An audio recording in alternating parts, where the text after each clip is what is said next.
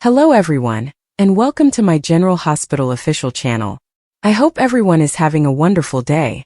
Before we begin, please hit the subscribe button and give this video a thumbs up. General Hospital teaser suggests that Giovanni Gio Palmieri's secret may be revealed at the nurses' ball. Is this when Lulu Spencer eventually reveals Brooklyn Quartermain and Dante Falconeri's son? The tale is certainly getting up pace now that Dante has exploded at Gio about Rocco Falconeri's recent medical experience. Dante mistakenly blamed Gio for Rocco's alcohol poisoning and was quite harsh on him. Of course, any soap opera fan knows that before a huge disclosure involving a long-lost child, there must be tension.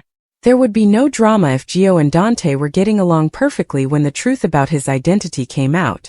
Now that the GH writers have generated some antagonism and given Lulu a few more clues to follow, it appears that the stunning Gio reveal is imminent. Lulu plainly believes Gio is the boy Brooklyn gave up for adoption, which is why she's looking into Lois Cerullo's whereabouts at the time of his birth. Gio was purportedly born in Los Angeles, although Brooklyn stated she gave birth in San Francisco. Once Lulu starts digging, she'll have to follow this California route and click any remaining puzzle pieces into place. Lulu may become convinced that Lois took Brooklyn's baby and turned him over to Camilla, the lady who adopted Gio and became his only mother. Lulu may be unable to contain her emotions if she finds Brooklyn and Dante are Joe's biological parents. Major drama always takes place backstage at the nurses' ball, so this revelation could come to light there. It's easy to foresee Dante stumbling onto another altercation between Brooklyn and Lulu, which could result in Lulu telling the truth to both of them. Dante will have a lot to process because he had no idea Brooklyn was pregnant. Dante will find it difficult to accept the notion that he has another son, especially one whom he has just berated and threatened to arrest. Brooklyn will reflect on all of the amazing experiences she has experienced with Gio, as well as their connection. Brooklyn may suddenly understand the connection and stroll out front to witness Joe's nurses' ball performance with tears in her eyes. Brooklyn may see Gio through new eyes and observe him as his loving mother in that time. Bottom line, Lulu is on the edge of verifying her Gio suspicions, and the nurses' ball begins May 20th. The timing is obviously right for a Gio nurses' ball stunner, so we'll keep you updated on all of Lulu's predictions leading up to the startling revelation. According to General Hospital spoilers, the nurses' ball will inevitably cause strife and turmoil, so stay tuned. Dante threatens Jason about what happened to Rocco, and spoiler leaves Port Charles. Thursday, May 8, 2025. Willow defends Drew, Drew continues to blackmail Portia, and Sidwell and Jordan pay Sunny a visit. From her office, Portia contacts Nina at the Metro Court and tells her to turn on the news. Nina opens her tablet and discovers Drew conducting a press conference, stating that he was drugged. Tracy approaches Nina and remarks, "You aren't really watching that jackass?" Jordan arrives and bumps into Curtis. They also discuss Drew's press appearance and whether he can recover from it. Nina continues to watch as Drew insists on doing everything it takes to clear his name, and Willow joins him on camera. Nina and Curtis commiserate. Curtis soon joins Nina at the bar, where she discusses Drew's press conference and Willow's support for her guy. Nina shouts, "This wasn't supposed to happen." Curtis asks what she means, and she responds that her daughter should have more self-respect than to make peace with Drew and trust him. She claims Willow caught Drew and the prostitute in their own home, and she wonders what it will take to get rid of him. Curtis claims Drew published his data online, while under the influence of ketamine. Nina believes he would not be the first politician to use the substance, but Curtis knows him and he rarely drinks, let alone use drugs. Curtis would not be surprised if one of his numerous foes set him up. A meeting to bring down Sunny. Tracy gathers Jordan, Sidwell, and Marco at a nearby table to discuss how Drew's faceplant may affect their plan to rid the town of Sunny. Sidwell believes his constituents will forgive him, while Jordan expects the situation will be resolved when the next major scandal occurs. Tracy is still concerned with getting rid of Sunny rather than their esplanade, and Marco informs her, "That won't happen until you get serious." According to Marco, his study indicates that the average Port Charles resident adores Sunny. He's a man who rose from the ashes and has done so much for the community. They are currently launching a faceless campaign against a well-known and pleasant figure. Sidwell thinks they need to develop their own personality. Drew appears on cue and claims he'll be their charisma. Tracy assumed he'd be clubbing in Ibiza by now. Drew claims he was the victim of a crime, and the woman he was with is now a person of interest. Tracy jokes about the old-fashioned drink he had before his party, which surprises Jordan because she was with Drew that night. Drew swears he was the victim of a crime and will prove it, as well as hold those responsible accountable. He insists he will be exonerated and shows her a photo of himself in Willow, claiming to have the woman he loves by his side. Tracy believed Willow could not sink any lower. He leaves to perform other work, and Tracy remarks that the man has a lot of arrogance. Jordan believes that's exactly what they need. Jordan claims that the public like a comeback story, and if Drew can pull it off, he may rally support for the Esplanade. Sidwell explains that he and Jordan have more business to attend to and must leave. Tracy, left alone, informs Marco that she isn't interested in working with his father, but if he can get Sonny out of town, he will have access to the entire Port Charles. Back at the bar, Nina and Curtis spotted Sidwell's table, and how everyone there wanted to take down Sonny.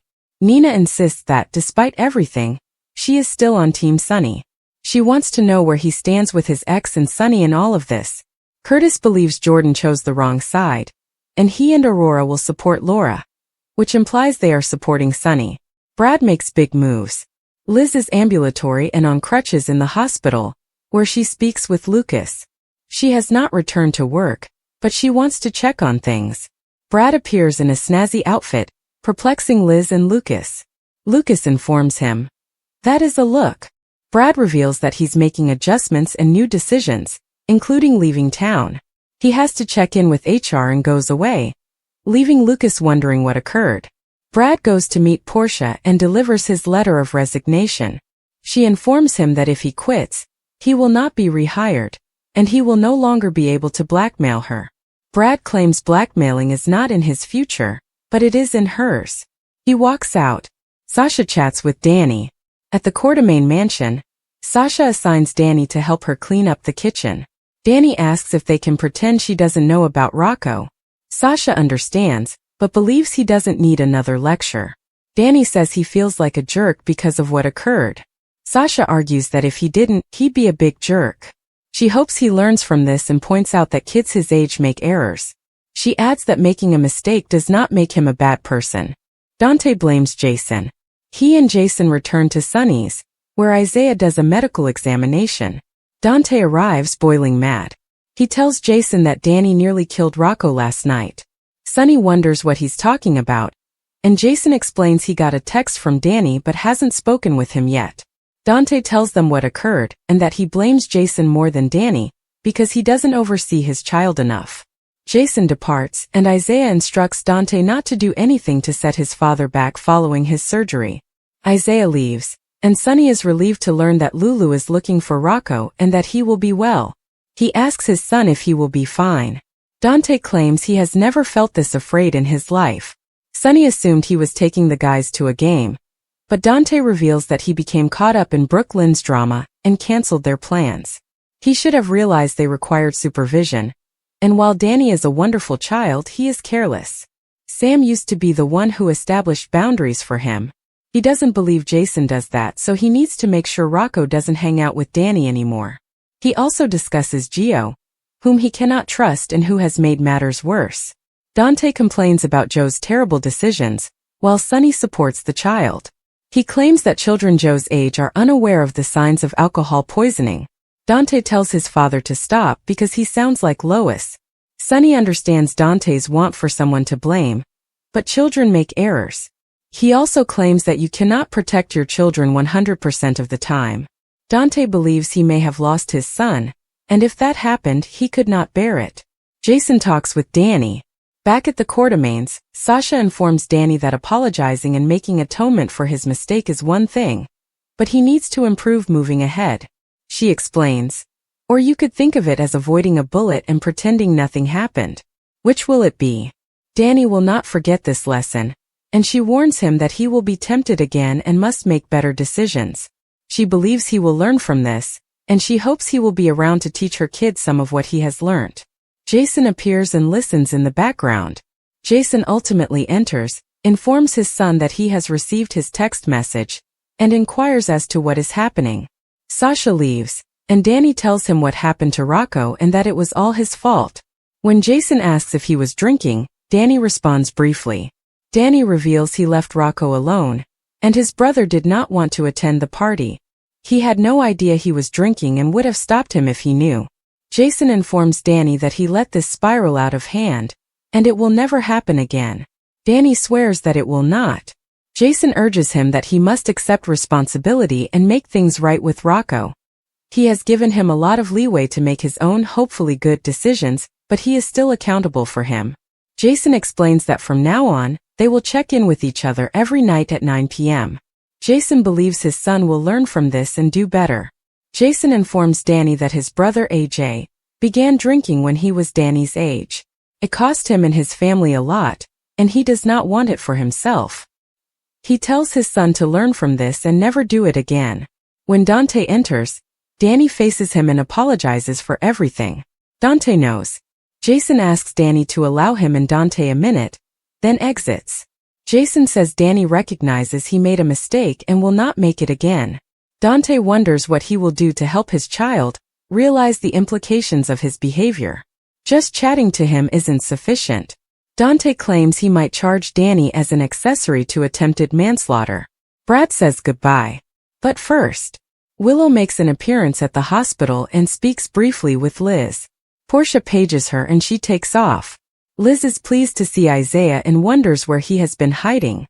She mentions that he has already failed to show up for dinner with her and Lucky 3 times. She and Lucky believe he has been spending time with a mystery woman. Isaiah claims that if he were there, that individual would have chosen their work over his. Liz says that he should not give up on that person. Willow visits Portia in her office. Portia reveals that she was at the Savoy when everything went down and wanted to see how she was faring. Willow insists she is all right and defends Drew, claiming he was set up and would prove it. Portia speaks to Willow as a friend and understands her desire to be faithful to Drew, especially given everything they've been through. When making judgments about Drew, Portia suggests having an open mind. Willow appreciates her concern, but she is confident in her choices. She thanks Portia and leaves. Willow runs into Isaiah and figures he is going to scold her too. He is not, and says that if she believes in Drew, he will trust her.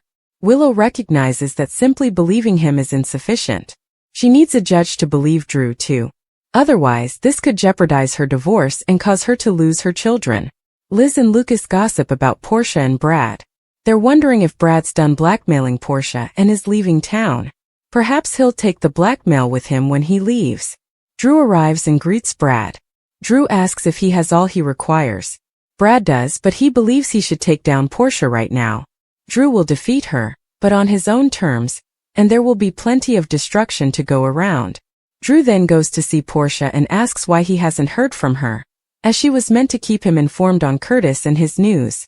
She maintains she has no control over Curtis. Drew exclaims that he is not finished with her, that he would not back down from this disgrace and leave town.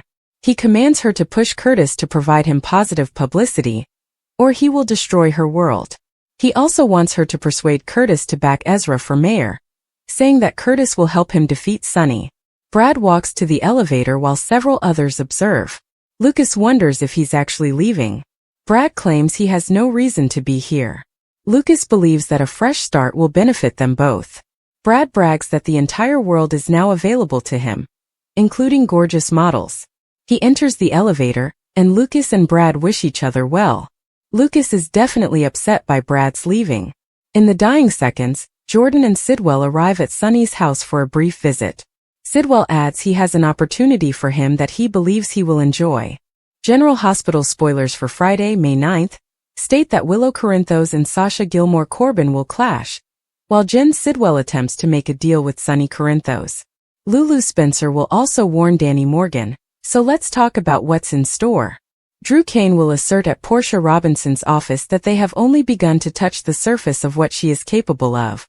If Portia continues to act as if she has no control over Curtis Ashford and what he does at Aurora, Drew may reveal that he has even more dirt on her. Drew may exploit his knowledge of Portia's involvement in his drugging plot to escalate his threats in Friday's GH episode. In terms of threats, Jason Morgan will be concerned by Dante Falconeri's most recent one. Dante claimed Danny may be prosecuted with accessory to manslaughter, so Jason will ask him about it soon. Are you threatening to charge Danny with manslaughter? Jason asks Dante in Friday's preview video. Of course, Dante would struggle to make something so harsh stick now that Rocco Falconeri is alive and recovering from his alcohol poisoning ordeal. Plus, Danny didn't do much other than stroll out to play volleyball, so Dante is only continuing his exaggerated blame game. Rocco is the one who chose to drink himself into such a bad state, so perhaps Dante should stop coddling his kid instead of blaming everyone else accountable. Danny appears to be stopping by Lulu Spencer's apartment later to check on Rocco, so Lulu will want to clear things up with him. Lulu may give a lecture, but she is unlikely to be as harsh as Dante because she has been more tolerant of the issue. However, Lulu may urge Danny not to put Rocco in such a risky scenario again. Willow will see Sasha after discussing her Aurora coverage with Curtis, and maybe convincing him to back off Drew. Willow and Sasha are preparing for a heated encounter, so stay tuned for updates on the upcoming scenes. In the meantime, Brooke Lynn Quartermaine and Harrison Chase will meet with Alexis Davis to seek legal guidance as they prepare to adopt. Back with Lulu, she'll question Ned Quartermaine about her adoption tale, so she should get him to talk about his experience raising Leo Quartermaine.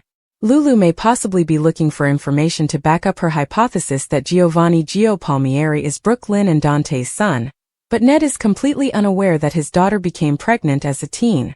Tracy will face a few surprises in Friday's episode. Tracy will also ask Ned a mom or mob question, so he may feel compelled to choose. Finally, Sidwell will approach Sonny with a proposal that he believes will benefit both of them. Jordan Ashford will be there to assist Sidwell in selling this, but can Sonny ever trust him enough to reach an agreement? That probably hinges on Sidwell's ability to make this arrangement worthwhile, as promised. Sonny will undoubtedly have reservations about Sidwell's reputation and past offenses. According to General Hospital spoilers, Sidwell will tell Sonny what he is thinking and forecast that this will be a lovely collaboration, so don't miss Sonny's reply. Cameron Matheson and Maurice Bernard of General Hospital recently spoke on the State of Mind podcast, and Cameron revealed that after his Los Angeles home burned down, he and his previous wife, Vanessa, became closer. Is there anything good that can come from tragedy? The loss of the couple's home, where they had many memories, saddened their family. However, something excellent rose from the ashes. That doesn't mean the ABC star will reconcile with Vanessa. However, it will most likely provide great consolation to the children, Layla, 18, and Lucas, 21. During Sunday's podcast, Cameron told Maurice Bernard that he ended up staying with Vanessa after the house burned down. The All My Children alum later stated that the loss of their home brought us much closer together for sure. Speaking of the separation, the real-life Drew Kane also stated that they were first quite delighted. "We had a beautiful marriage for many years," he remarked slightly sadly. "They eventually separated because I wanted to kind of have my own space. Also, I'm sure she wanted to have her own space because we've been separated now for almost a year and a half." Cameron Matheson and Vanessa grow closer following home fire. The kids were upset. Lucas and Layla were devastated when Vanessa and Cameron Matheson split up, because they had put their parents on a pedestal. The agony of a broken home does not go away overnight, but now that their parents appear to be closer together, things may look a little brighter. "We had a beautiful marriage for a long time," Cameron remarked. "Sometimes the kids would talk about it, but things happen, things change. We fell apart, breaking their hearts." Reliving the surreal loss. The actor playing Drew Kane spent a large portion of the podcast informing real-life Sonny Corinthos about his life's losses. The house fire seemed like the ultimate disaster. He described how shattered he felt as he stood outside his wrecked home, his life's memories literally in ashes beneath him. The GH star struggled to find the words, describing the moment as bizarre and jarring disconnect. Many people commented that they too had lost their homes. Others, however, found the family reunion to be meaningful. One fan said, "Great talk, Maurice. Praying for Cameron and his family." Another ABC fan commented, "Yes, really emotional and inspiring in terms of methods for increasing resilience. Thank you both for a nice interview. I'm sorry you and your family had to go through that, Cameron. Are you relieved to hear that, despite their sadness and loss, Vanessa and Cameron Matheson got closer than they were before?" Please let us know in the comments section below. And check back regularly for the latest General Hospital cast news and updates. The drama in Port Charles never stops, and Friday, May 9th, promises another exciting episode of General Hospital. As emotions rise and alliances shift, viewers can expect huge confrontations, surprising disclosures, and high-stakes negotiations. One of the most anticipated storylines is the fierce rivalry between Willow Tate and Sasha Gilmore, as well as the risky arrangement between Cyrus Renault's associate, Sidwell, and Sonny Corinthos. Willow and Sasha's explosive showdown. Willow and Sasha have been on a collision path for weeks, and their rivalry reaches a climax in this episode. Willow, still reeling from the emotional drama surrounding her son, Wiley, has struggled to keep her cool. Meanwhile, Sasha, who has been struggling with her own personal problems, finds herself in direct conflict with Willow. The two women engage in a heated argument that leaves neither unscathed. Their quarrel originates from Wiley's custody predicament. Willow, who has been quite protective of Wiley, sees Sasha as a threat to his safety. Sasha, on the other hand, believes she has Wiley's best interests at heart and will not back down. Their dispute swiftly escalates, with harsh words and unpleasant truths exchanged back and forth. Michael Corinthos is caught in the middle, divided between supporting Willow and understanding Sasha's viewpoint. This showdown is about more than simply Wiley. It's about trust, loyalty, and how far both women are ready to go to safeguard what they care about. Willow's maternal instincts are on overdrive, and she will not let anyone, including Sasha, stand in her way. However, Sasha is determined to show that she is not the villain in this scenario. The emotional intensity of their dispute will have people wondering if there is any hope for reconciliation, or if this animosity will just worsen in the coming weeks. Sidwell's dangerous proposal to Sonny. Meanwhile, Sonny Corinthos faces a different type of threat, one that emerges from the shadows of his criminal background. Sidwell, a mysterious and deadly colleague of Cyrus Renault, approaches Sonny with a proposal that might change everything. Sidwell's deal is cloaked in mystery, but one thing is certain. It is an offer Sonny cannot easily turn down. Sonny has attempted to separate himself from the darker sides of his business, focusing instead on his family and respectable ventures. However, Sidwell's suggestion causes him to face the possibility that his past will never completely let him go.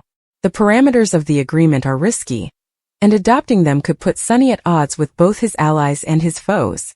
However, rejecting it may have far more serious repercussions. Jason Morgan and Carly Corinthos are immediately suspicious of Sidwell's motivations. Jason, the loyal enforcer, warns Sonny that this could be a trap designed to weaken or eliminate him totally. Carly, always protective of Sonny, advises him to go before it's too late. But Sonny, the strategist, understands that sometimes the only way out is through. He begins to carefully consider his alternatives, knowing that one wrong move could have disastrous consequences.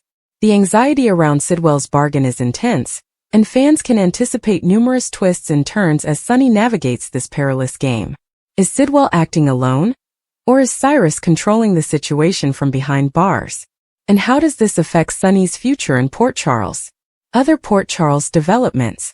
While Willow and Sasha's conflict and Sonny's perilous negotiations take center stage, other Port Charles residents are grappling with their own problems. Elizabeth Weber and Finn's growing relationship. Elizabeth Weber and Hamilton Finn's relationship continues to develop, but not without challenges. Finn's issues with his past resurface, generating tension between them.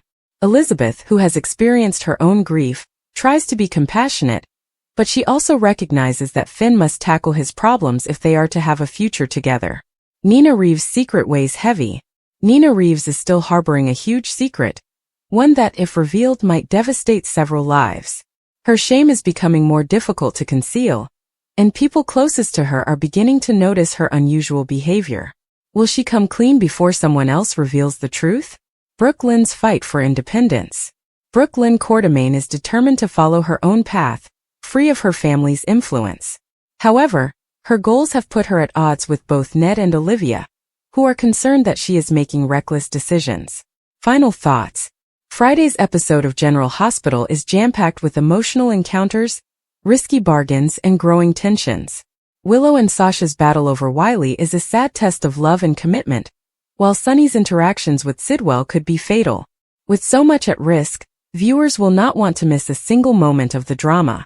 As always, General Hospital provides captivating storytelling that keeps fans on the edge of their seats and wanting more. Stay tuned to discover how these explosive tales play out and what they signify for Port Charles's future. Cameron Matheson and his wife, Vanessa Grow, have always shared admiration and love, but recent events have brought them closer together. The couple, who had been married for nearly 2 decades, had to endure a horrific ordeal when their home caught fire. The unanticipated fire not only jeopardized their property, but also served as a sharp reminder of life's fragility. Following the accident, the couple found strength in one another, which strengthened their commitment and deepened their emotional bond. The fire started late one evening and soon spread across their family home.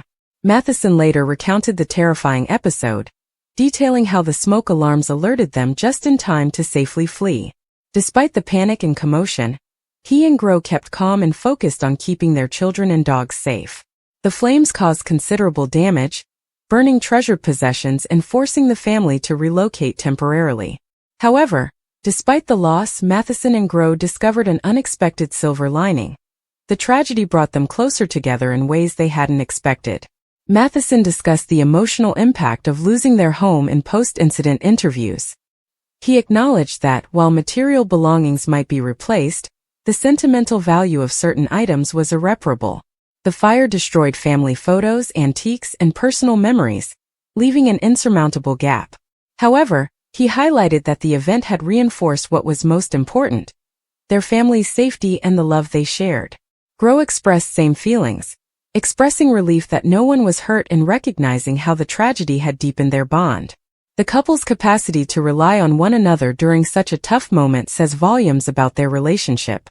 Matheson, known for his television appearances and upbeat attitude, praised Grow for her strength and persistent support. He explained how she remained a pillar of strength, guiding him through the emotional toll of the fire, while simultaneously addressing the practical issues of rebuilding their life. Grow, a businesswoman and dedicated mother, combined her personal pain with the desire to keep their family grounded, demonstrating yet again why their marriage has lasted so long. Friends and co-workers of the couple were eager to give support following the fire. Many people reached out with encouraging notes, while others offered temporary lodging and necessities. The outpouring of kindness from their community emphasized the couple's influence on those around them. Matheson and Grow expressed heartfelt gratitude for the assistance they got, emphasizing how it restored their trust in mankind during a difficult time. As they began the process of rebuilding, the couple made a conscious decision to focus on the positives. Rather than dwelling on what was lost, they chose to see the fire as an opportunity for renewal. They discussed redesigning their home with a fresh perspective, incorporating elements that reflected their growth as a family. The experience also prompted them to reevaluate their priorities, leading to meaningful conversations about gratitude, resilience, and the importance of cherishing every moment together. The fire also brought their children, Lucas and Layla, closer to their parents. Matheson and Grow made sure to involve them in the recovery process, teaching them valuable lessons about perseverance and the power of family. The children, though shaken by the event, demonstrated remarkable maturity, supporting their parents and each other throughout the ordeal. Matheson often shared how proud he was of their strength, noting that their ability to adapt had been a source of inspiration for him and Grow. In the months that followed, the couple's relationship continued to flourish. They found new ways to connect, whether through shared goals for their rebuilt home, or simply by spending more quality time together. The fire had stripped away distractions, allowing them to appreciate the simple joys of being together.